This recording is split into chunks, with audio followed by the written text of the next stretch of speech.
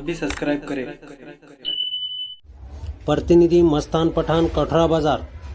गेल्या 62 वर्षापासून कव्वाली सामन्याची परंपरा कायम। यात्रा महोत्सव कठोरा बाजार येथे हजरत अनवर अली शाह बाबांचा वार्षिक उत्सव। भोकरदन तालुक्यातील कठोरा बाजार येथे कव्वाली सामन्याची परंपरा गेल्या 62 वर्षापासून जपली जात आहे।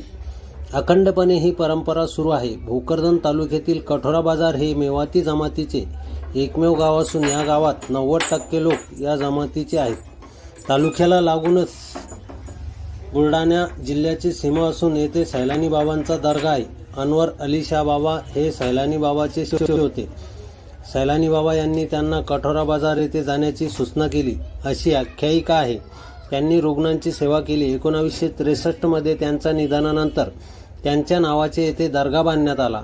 त्याचे शिष्य गरीब शाह बाबा, हजरत अब्दुल मजीद शाह बाबा यांचाही बाजूला दर्गा आहे। होळीच्या पंचमीला सैलानी बाबाचा संदल, नंतर गुढीपाडव्याच्या पंचमीला अनवर अली शाह बाबांचा संदल निघतो।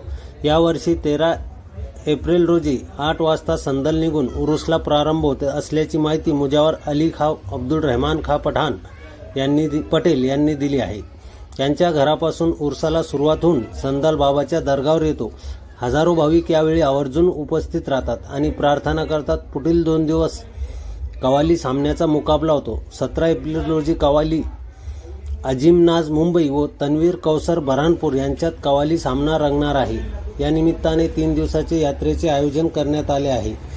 या संदर्भात गावकऱ्यांकडून माहिती घेतली असता या ठिकाणी कोरोना काळ असल्याकारणाने 2 वर्ष या यात्रेवर परिणाम झाल्याचे बोलले जात होते।